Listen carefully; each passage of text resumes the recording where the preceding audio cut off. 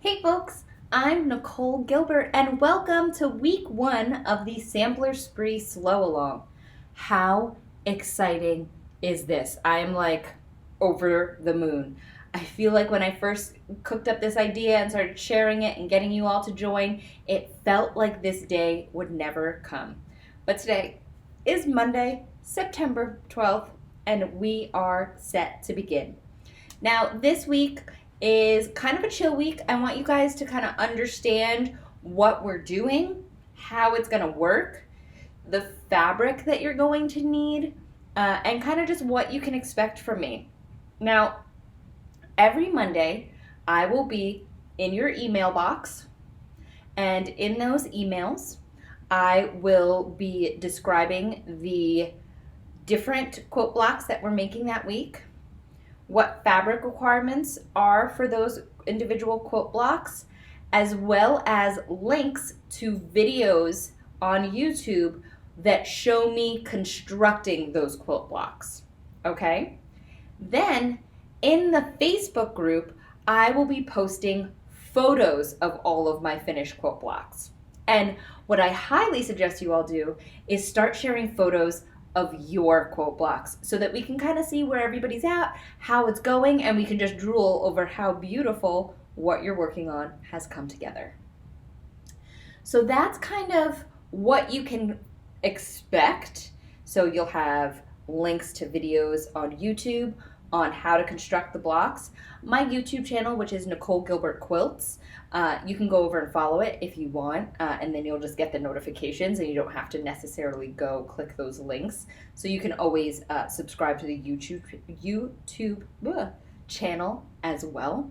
The YouTube channel will have not only those blocks, the videos for the blocks, but let's say the block includes construction of, half rectangle squares, half square triangles, stitch and flip, whatever that may be. I will also on that video include a link to another video that breaks down how to do that, micro technique as well. So will be a ton of resources for you over there throughout the course of this quilt.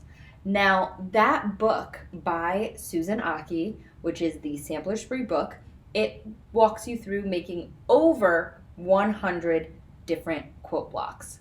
And it also will walk you through how to use 100 of the blocks to construct this wonderful quilt. Now, do you have to make all 100 to make this giant quilt? In order to make the quilt, yes, you do need to make 100 of the blocks. Could you make the same block over and over again? Sure. That's a lot, but sure. But what you can also do is if you decide you don't necessarily want to make this mamma jamma, which is 83 by 83 and is double sashed, you can decide to kind of, you could make 4 times 9 is, you can make 36 of the 6-inch blocks, and then you could make a generous throw size quilt, which would be pretty stinking cool, I think. You can also choose to make it, 3 by 12, which I'm a quilter, not a mathematician, but you get the drift. You could, I think it's 48 maybe? I don't know. Anyway, you can use the same methods to make crib size, throw size, twin size, or this one, which is queen size. So keep that in mind. If at any point you're just like, okay, don't want to do this, there's options. I will say this is a pretty spectacular quilt. This is a showstopper quilt. This is like a My Moment in the Sun quilt, and I want you guys all to have a My Moment in the Sun. So let's talk about the actual blocks themselves. Every single block is different. There's over 100 blocks. Some are super basic, straightforward construction, like that guy. Super easy. Takes like 10 minutes to put this whole block together. There are some that have super fiddly small bits, like, I saw it over my head in the camera, but I can't see it over my head now. Like this guy, He's got super fiddly small bits. No, that one's actually not that bad. But anyway, we're going to be cutting pieces as small as 3/4 of an inch. Yeah. And we're going to be cutting pieces as big as 4 inches, 6.5 inches. So this is definitely going to be a lot of lessons in tiny piece construction, which is something I think that not many of us do, especially if you are like me, who you love traditional things. Like, I love this quilt. I love traditional things, but I also like super modern things. And in super modern things, sometimes you'll make a quilt this big and it'll be like 9 blocks. You're making like 18-inch, 24-inch blocks, which is cool. Awesome. Really awesome. But we're not getting used to using very small pieces. And with this quilt top, you will get used to making really small pieces. But there are quite a few blocks like that guy, which are like palette cleansers. Super straightforward, pinwheel, half square triangle, bust it out in 20 minutes. And so there's both ends of this. We're going to be doing 4 blocks a week.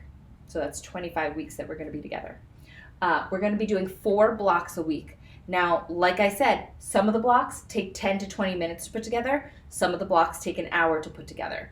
This will also vary, obviously, on your personal competency and efficiency. But my videos are put together to show you how I think is the most efficient way to build the block. Also, if you already have your book, which I'm hoping you all do, if not, you can go into the Facebook group, click the link, buy it online, go to your local quilt shop, buy it at your local quilt shop, wherever you want to get it, but please get it. You'll see that the way that the blocks are demonstrated in the book, the pattern, is visual. They give you the cutting directions, and then they give you a kind of broken down block. And from that, you figure out, how it's constructed from this broken down block. Now, I think 95% of the time, her way of doing it is wonderful. There's a few where it's like, I'd do that different. I could do that more efficiently. I could do that more fabric efficiently. And in which case, I will show you my alternative method. I'll describe her method, and then I will be showing my alternative method. And that's just so that you can, one, start looking at patterns a little bit more objectively, subjectively, which the word there, but I want you to start looking at the patterns as suggestions. They're recipes, and nobody tells mama how much garlic to put in something. You know what I mean? So you might say like, okay, great, I love your idea, I love the final design, but this is how I prefer to get there. And I want you to start to do some of that critical thinking on your own with your patterns. So I'll be doing that as well. Now let's talk about the actual fabric requirements. This is not a quilt. I honestly, at this point, I still don't know the real fabric requirements. I think it's something like 3 yards dark, 3 yards light. But obviously it's so scrappy. I mean, I never used more than like a 6x4 swath of fabric to make each of these blocks.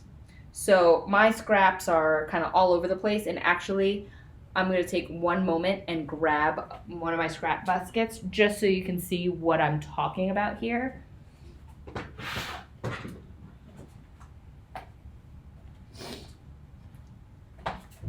This is one of my scrap baskets. Did you just see how this like vibrated? Because it was just like, whoa, girl. But this is what I'm talking about.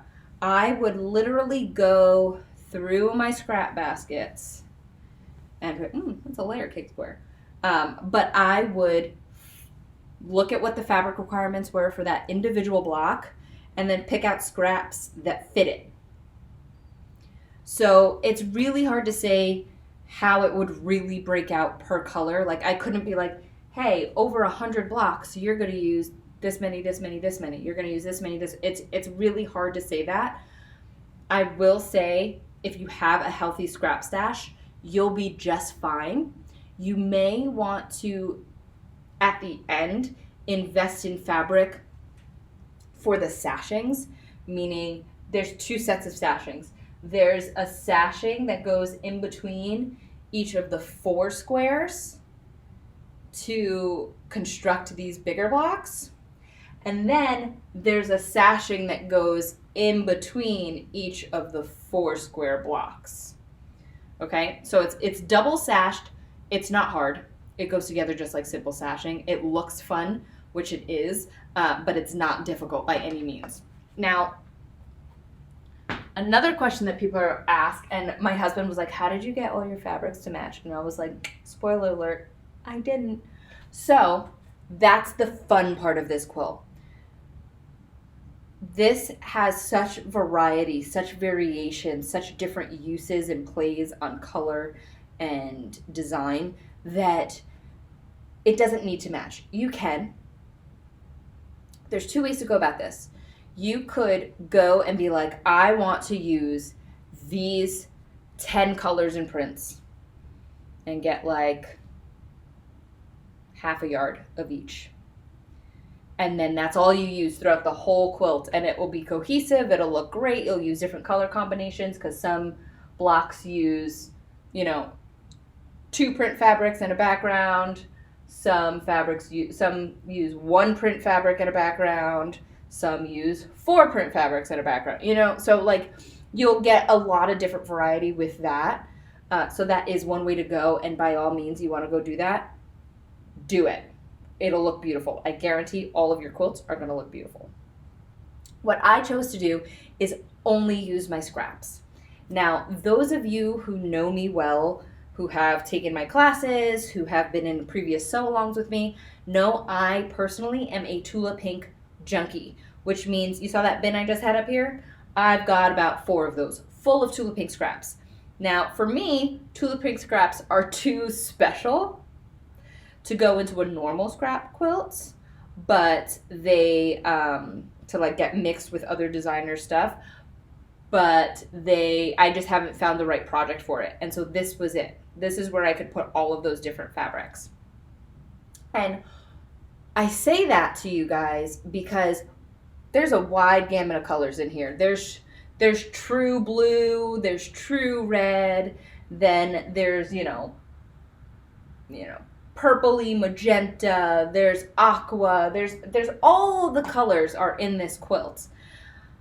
But when you use a single fabric designer, what happens is that designer has their own personal palette, their own tonal color that they go with across their fabric collections.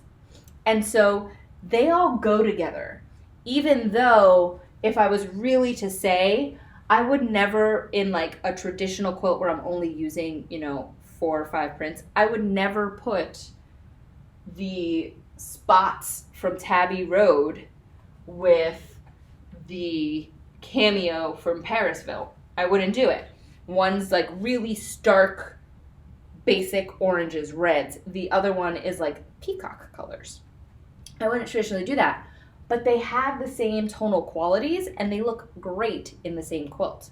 Now, that's me being a Tula pink freak. Maybe you love Lella Boutique or Sherry and Chelsea or Kafe or Amy Butler, whatever it may be. If you have a ton of scraps of one designer, or you have a lot of scraps of one designer and you know that they're going to have other fabric, like I'm especially thinking of people like Kafe, where it's just like Kafe has so much fabric, and then you add Kafe Collective in there and you're just like, holy cow, where it'd be easier to get variety and still have continuity. That's a great way to do it. Would be a little difficult to do if like you fell in love with a new designer and they're on like their second collection. That would be difficult to do, but in that case, you can go to my other suggestion, which was pick out, 10 fabrics that you love and get a half a yard of each and then call it a day. That also works too. As far as background fabrics go, in this quilt, I used a bunch of different background fabrics. They're all scraps from previous projects that I've done, so I can like look at it and be like, that's the background of Kapow, that's the background of Brightly, so like I can see those, I also used Tula Pink low volumes. So like this is the cut once, measure twice background, and then we've got some Tiny Coordinates Cosmic with the little hot pink polka dots. And there's a few other kind of mixed in, the baby buds, the rose buds from Curiouser. I've mixed those in with my backgrounds so that not every single background was plain white. I didn't actually use plain white. I think I used plain white on one single block, and it kind of killed me. Everything else has been like tone on tone, or it is a Tula Pink low volume. I would definitely suggest, like, I think we all have background fabric, like plain white, tone on tone, kind of laying around. Just use what you got. Really, just use what you got. Now that we've kind of gotten through the use what you got, or this is a great alternative, the 10 half yards. Another thing I would say, and when I say 10 half yards, when I do those 10 half yards, those are saturated with color. These are not your whites or your low volumes. That is separate from your background fabric. Because this entire book is written for darks, mediums, and lights. And your lights are your background fabric. So keep that in mind when you're doing your shopping, if you're doing shopping. Now, as far as the sashings go, I would wait to the very end. Here's why. You can sash these a few different ways, but this is how I chose to do it, and definitely the way that I recommend, but I'll break down a different way as well. First of all, let's look at the 4 at a time. You sash this with a very traditional method of sashing of, a post between the top 2, a post between the bottom 2, and then one strip with a cornerstone and another strip. Like very, very traditional sashing on this. What I chose to do, because I'm using so many colors across so many collections, I have Tula Pink collections in here from original Parisville, Eden, Tabby Road, all the way up to current Paris DeJaVu, Tiny Beast, all of it. So I've got kind of all of it in here. So I wanted to make sure I had continuity in some way. And so in order to do that, what I did was I used one single color for the in-between sashing here, as well as for the light that's in the double sashing between the 4 blocks. And so that's all the same one. And I suggest doing that as well. It really gives your eye a place to rest. So that's what I suggest doing. Now, for the center cornerstones, I did just use leftover scraps from when I was making the quilt. So anytime I had a 1.5 inch square, I just set it to the side.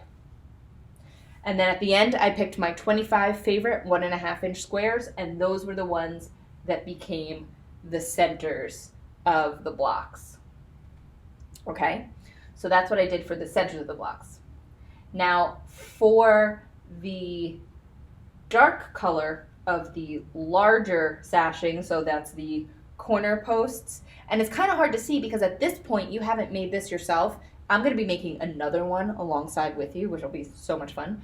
But what you can't see, because you're seeing this awesome, almost Greek key Byzantine kind of effect that the sashing is creating.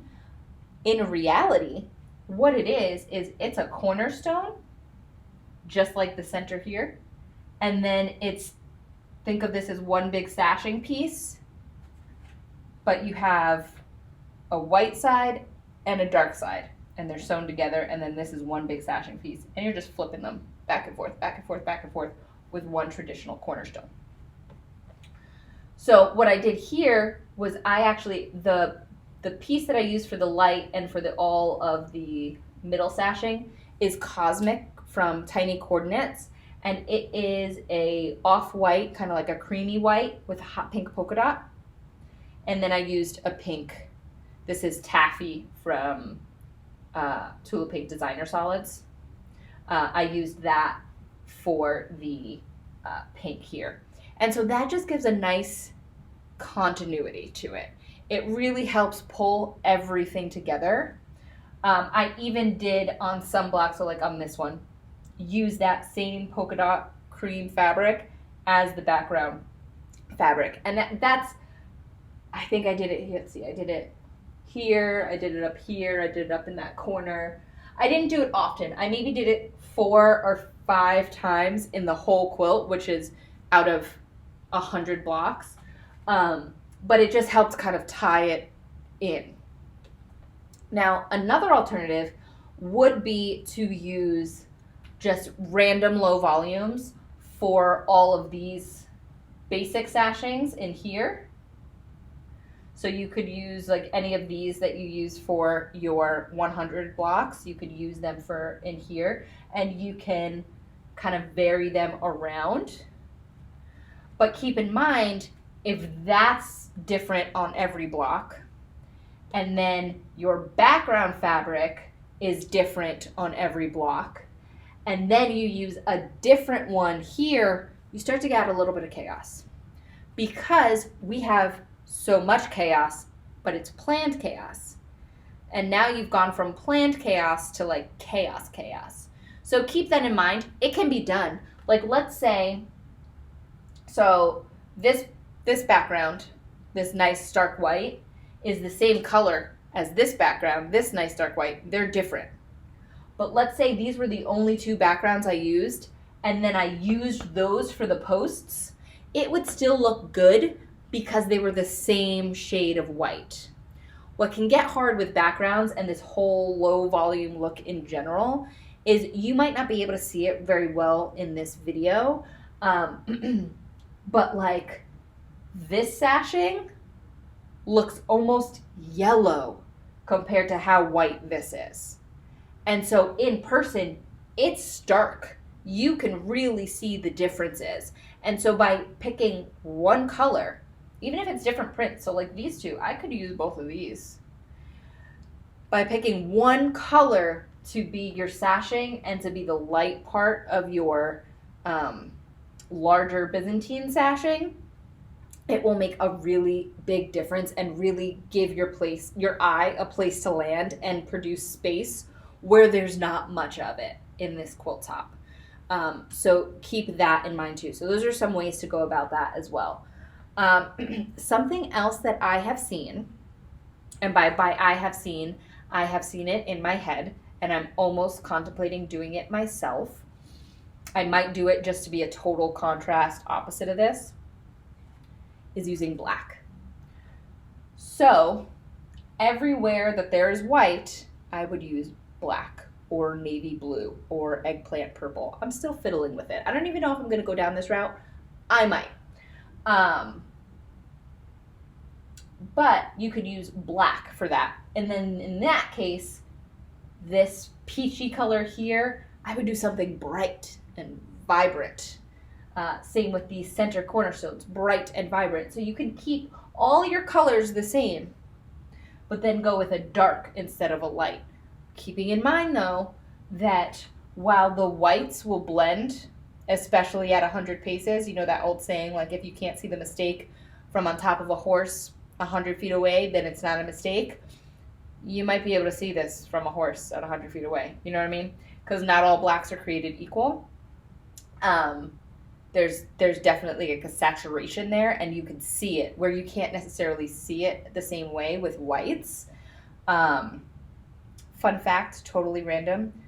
My bridesmaids wore black, and I let them pick their own dresses because I was like, you know, I'm a cool bride. You can wear whatever you want, which I'm happy they did. Everybody was comfortable. Everybody looked beautiful. However, in some of my pictures, depending on the flash that the photographer was using, some of those blacks looked navy blue, like they looked different. So keep that in mind. But that's kind of like what I have to say about that. It's still not bound. You see it's raw edge. I have to bind this. It will be bound by the next time we speak to one another. But if you have any questions at all, please leave them in the comments below. you can watch this video, which, I mean, obviously wherever you're watching it is one place that you could watch it, but it is posted in both the YouTube channel and the private Facebook group. If you have not yet joined the Sampler Spree Slow Along, there is still plenty of time to do so. You can find the link to kind of the breakdown of what the Sampler Spree Slow Along actually is, as well as places to purchase your own copy of that book and pattern. I cannot wait to see what you guys start to do. And if you are thinking about pulling different fabrics, I would love to hear, what fabrics you're using, what color technique themes you're using. And I can't wait to hear from you all. All right, folks. Bye for now.